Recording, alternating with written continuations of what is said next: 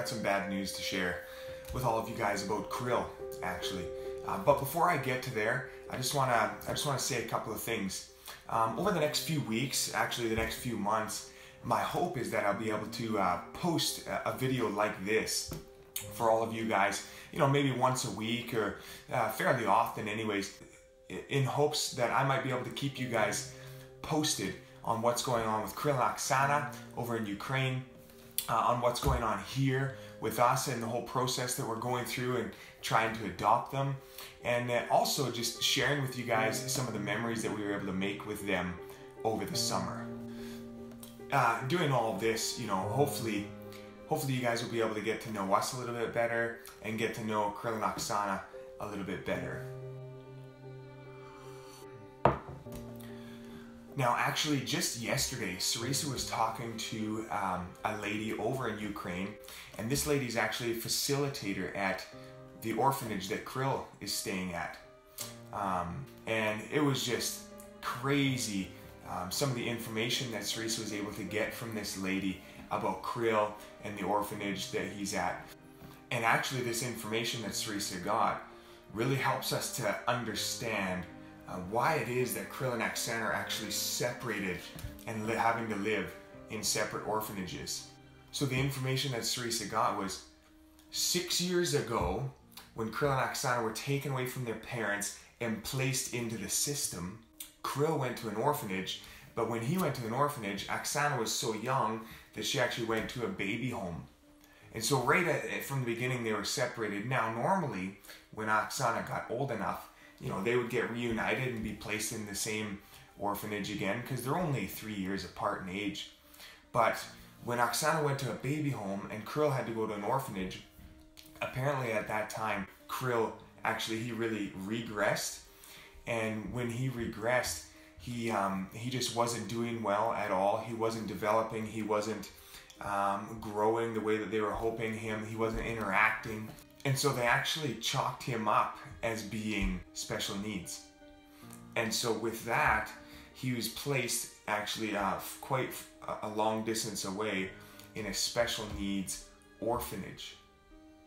This is bad news. This is where the bad news begins. Now, because he's been chalked up as being a special needs child and he's been placed in a special needs facility with the system, it's most likely, actually the facilitator basically said that it's a guarantee that he'll be stuck in that system and in that facility for the rest of his days, even into adulthood.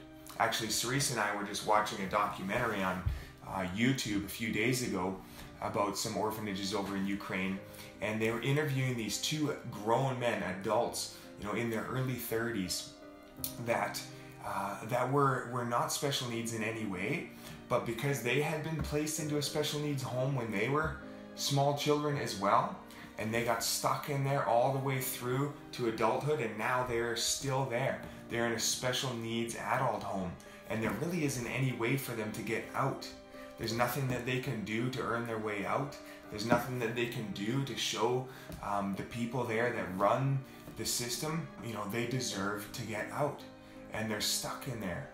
And this happens so often, apparently. Talking to this facilitator, Sarisa discovered that once a kid is kind of placed into that special needs system or facility, they're just kind of left there forever because the system is so messed up. There's so much craziness going on.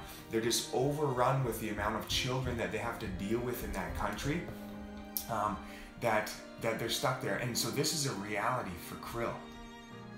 Likely, Krill is going to be stuck in that special needs orphanage all the way through till he's in his late teens, and then he will be shifted and placed into an adult special needs facility. This is crazy. It breaks my heart. I mean, this little guy, he's not special needs. Does he have special needs? Yes. Like with special needs, he needs special love from parents. He needs care and attention like any child does. but in no way, shape, or form is he struggling through any disabilities. I mean, the kid is brilliant. He's smart. He's cheeky. He's playful. He has fun. He's intelligent. He picks up on things so quickly.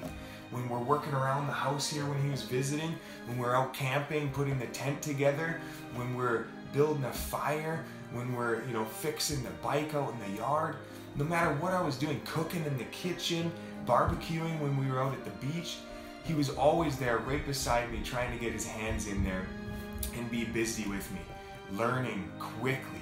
He's such a quick learner.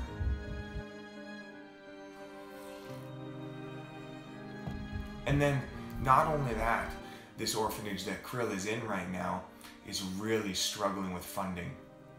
Because of the shortage in funding right now, they are really, really struggling to be able to provide all the children in Krill's orphanage with the proper amount of food. And so the poor little guy over there, I mean, you can just tell looking at him, he's likely suffered from malnutrition along through his life at some point without a question. And now he faces this situation in the scenario where he actually might not get the amount of food that he needs right now over in his orphanage. There's such a shortage of food in Krill's orphanage right now that he is not getting the proper amount of food that he needs each day. And it's just horrible. It's so frustrating to me that we just had them here in our home not even 2 weeks ago, and we had to go and drop them off and send them back there when, man, they could have just stayed here.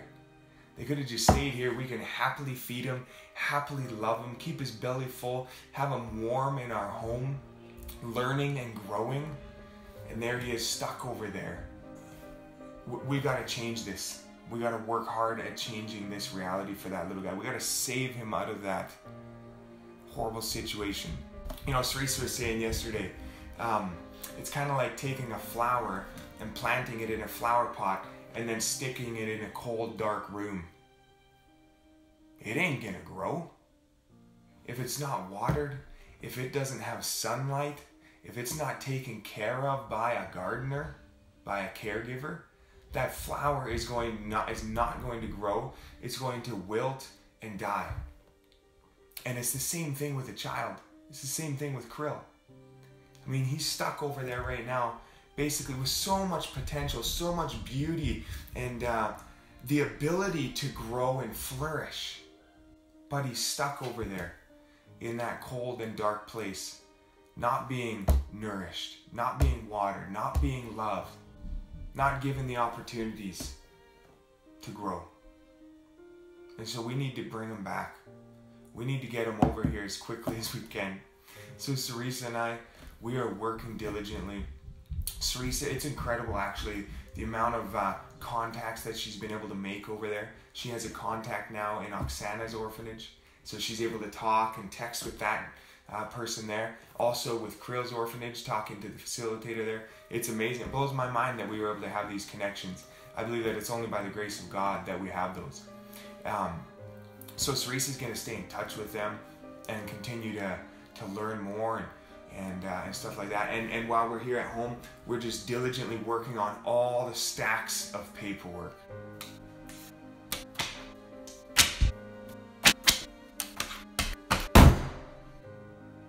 And we're going to continue to work on all the stacks of paperwork until it's all done. And we're going to pay the people that we need to pay. We can't change the system, but we can work with the system in hopes that we might be able to change 2 lives. Thank you so much for watching today. I'll see you next time. If you want to help in any way, shape, or form, please click in the links that I left in the comments below. There's a link down there to our Facebook page. There's a link down there to the GoFundMe account that we put together to help us with some of the costs that are involved in making sure that we can get these 2 kids back over here into Canada so that they could live a life with us and grow and flourish to be young, beautiful adults.